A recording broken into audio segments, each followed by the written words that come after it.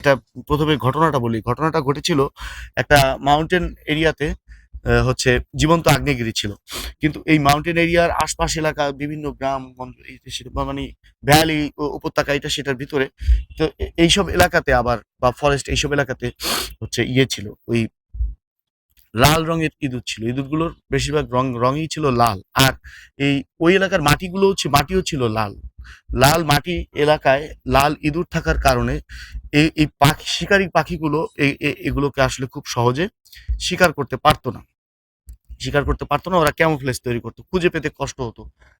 Flight অবস্থায় বা বিভিন্ন গাছ থেকে দূর থেকে ইঁদুরগুলোকে খুঁজে পেতে ওদের কষ্ট হতো, বা ওরা পালিয়ে যেতে পারতো ইঁদুরগুলো খুব সহজে।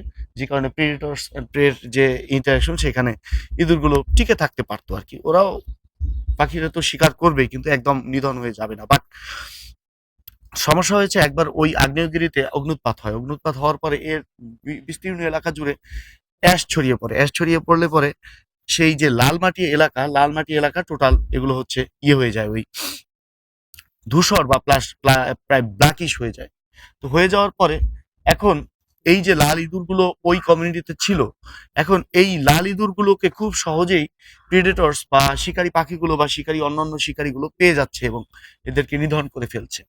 পুরো ভুরিভোজ চলছিল। এখন এই যে ইঁদুরগুলো শেষ হয়ে যাবে, এই অবস্থায় ইঁদুরগুলোকে কে রক্ষা করলো? আসলে রক্ষা হয়েছিল, এই রক্ষা হওয়ার গল্পটা থেকেই আবিষ্কার হয়েছিল জেনেটিক সুইচ। তো টেকনিক্যাল জটিলতার দিকে বেশি আলোচনা করব না, দুঃখিত। এটা যারা একটু বেশি জানতে চান তারা নিজেদের মতো জেনে নেবেন, বা জানেন বোঝেন তারা দয়া করে। তো এখানে জেনেটিক সুইচ আবিষ্কার হয়েছিল এভাবে যে এই যে রেড মানে র্যাটস, লাল ইঁদুরগুলো এর পরবর্তী জেনারেশন গুলোতে কালো রঙের ইঁদুর জন্ম দিতে শুরু করে খুব দ্রুত, অল্প সময়ের ভিতরে। এইখানে আসলে আশ্চর্যজনক বিষয় যে লাল ইঁদুরগুলো কালো রঙের ইঁদুর জন্ম দিতে শুরু করে কি করে? তো ডারউইনের একটা প্রতিবাদ তো আমি একটা পড়েছিলাম, আপনার ওই বিবর্তনবাদের অনেকগুলো আছে, তার ভিতরে একটা হচ্ছে যে শান্তরণ পরিবৃত্তি বিবর্তন বিমুখ, কিন্তু নিরন্তরণ পরিবৃত্তি বিবর্তনমুখী তথা বংশাস্তরণযোগ্য। যাক, এটা আমি অত ভালো বুঝি না, তবে এতটুকু বুঝি যে আসলে প্রাণী বা উদ্ভিদকুল বা যে কোনো জীব চাইলেই তার ভিতরে যে পরবর্তী জেনারেশনে জেনেটিক চেঞ্জ গুলো চলে আসবে। যেমন ধরেন, হ্যাঁ, এমন হলো যে সমস্ত একটু একটু কাল্পনিক বলে, এটা হয়তো বাস্তব হবে না কখনো। অর্থাৎ যেমন ধরেন এগুলো সব পানিতে ডুবে গেল, পৃথিবীতে কোনো স্থল বলতে কিছু নাই, সবই পানি। এখন আমাদের পরবর্তী জেনারেশন কি করে বাঁচবে পানির ভিতরে? আমরা তো অক্সিজেন নেই বাতাসের থেকে, তো মাছ তো পানি থেকে অক্সিজেন নেয়। তো আমাদের এই কান থেকে কানকুয়া হয়ে ফুলকায় পরিণত হয়ে গেল ধরেন 2 জেনারেশন 3 জেনারেশন পরে। পরে এইখান থেকে পানির ভিতর থেকে অক্সিজেন নিতে পারছে, আমরাও মহাসাগরের তলে বসবাস করতে পারছি। আটলান্টিক প্রশান্ত সব ঘুরে আসছি, এই সব পানিতে ডুবে গেছে। তো আমাদের বলতে আমার তো হবে না, আমাদের পরবর্তী জেনারেশন গুলোতে হয়ে যাবে। তো এইটা আসলে নিজস্ব ইচ্ছার উপরে নির্ভরশীল নয়, এটা এনভায়রনমেন্টাল ফ্যাক্টরে এটা পরিবর্তিত হয়। এটা বিজ্ঞান বলতে চায় যে এটা হচ্ছে এনভায়রনমেন্টাল ফ্যাক্টর। যে কোনো প্রতিকূল পরিস্থিতিতে এই জীবের বাঁচার জন্য যেটা প্রয়োজন, সেই জেনেটিক চেঞ্জটা, সেই ফিজিওলজিক্যাল চেঞ্জটা জেনেটিক চেঞ্জের মাধ্যমে মানুষের ভেতর চলে আসে। যেমন ডেনিসোভান্স রয়েছে সাইবেরিয়াতে, রাশিয়ার। তো এই ডেনিসোভান্স কেভ বলতে একটা কথা আছে, সেখানে একটা হিউম্যান রেস ছিল। তো ডেনিসোভান্সদের শরীরে আসলে হিমোগ্লোবিন তৈরির মানে উৎপাদন এবং এর কন্ট্রোলটা আসলে একটা জিনের মাধ্যমে কন্ট্রোল হতো। সেই জিনটা চালু হয় মূলত ওই জেনেটিক সুইচের মাধ্যমে, যে কারণে তারা আসলে প্রচন্ড ঠান্ডায় বাঁচতে পারতো। ওই মানুষগুলো প্রচন্ড ঠান্ডায় বাঁচার জন্য তাদের ভিতরে শরীরে জেনেটিক সুইচ এমন কোনো জিনকে অ্যাক্টিভেট করে দিয়েছে, যেই জিনের কারণে তারা হচ্ছে প্রচন্ড ঠান্ডায় বাঁচতে পারতো। তো আসলে আমাদের প্রকৃতি জানে কোথায় কি কখন প্রয়োজন, সৃষ্টিকর্তাই জানে, ঈশ্বরই জানে, যে যেভাবেই ব্যাখ্যা করেন। তো কোনো একটা কিছু নিয়ন্ত্রণ করছে, এটা এখানে বলা যায়। তো তখন বলা হতো, আমি আসলে ফিনিশিংটাই আগে বলে দিলাম। আসলে ওইভাবে টেকনিক্যাল ডিটেইলস বলে যে খুব মজা করে বলে যাব, এটা আসলে অনেকে শুনতে চাইতো না, দুঃখিত।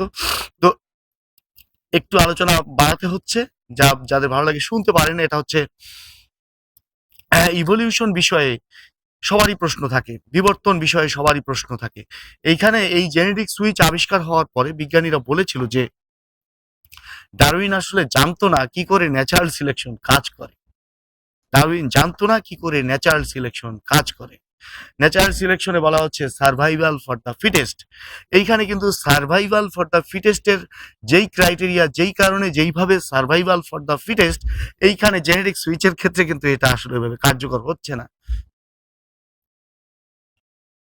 ধরেন ওই কমিউনিটিতে অনেক ইঁদুরগুলো, সেই ইঁদুরের কমিউনিটি পরবর্তী জেনারেশনে বেঁচে গেল, এটা তো এক্সটিংক্ট হয়নি, কিন্তু সার্ভাইভাল ফর দ্য ফিটেস্ট অথবা ন্যাচারাল সিলেকশনের মাধ্যমে যেটা ফিটেস্ট প্রজেনি চলে আসবে বা জেনারেশনগুলো চলে আসবে, তারাই সার্ভাইভ করবে। তো এইখানে ধরেন যেই রেড র্যাটস গুলো ছিল, এইখানে ধরেন যে এই র্যাটদের সাথে কম্পিট করার মতো অন্য কোনো প্রাণীও এইখানে ছিল।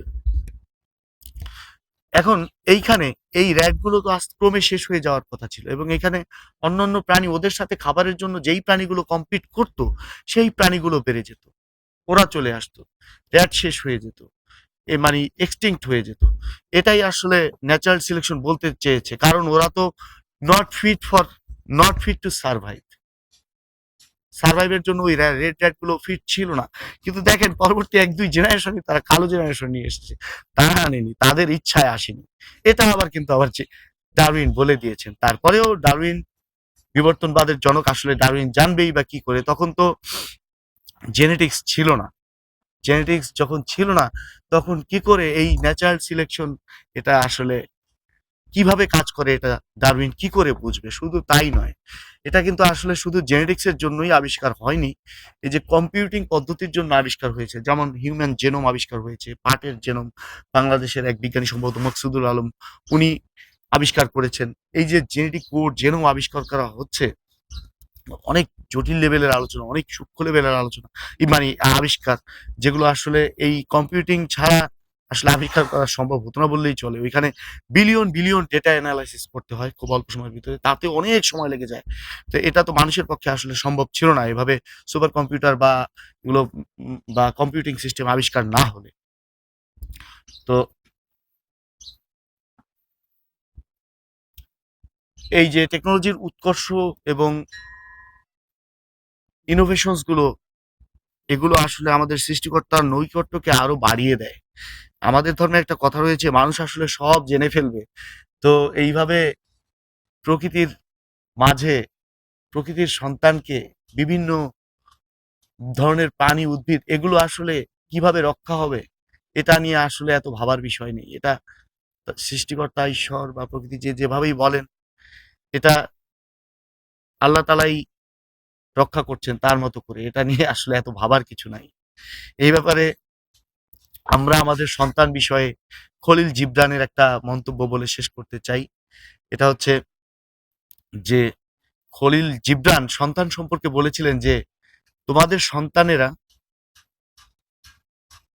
তোমাদের সন্তান নয়, তারা সন্তান নয়ই বলেছেন, তারা তোমাদের, তোমরা তাদের জন্ম দাও না, তারা তোমাদের মাধ্যমে পৃথিবীতে আসে, বাবা মার মাধ্যমে তারা আসে। তার মানে এই না বাবা মা সন্তান জন্ম দিয়েছে, এই জন্য তোমরা, তারা তোমাদের সন্তান না, তোমরা যেভাবে সন্তান বলতে চাও সেরকম নয়।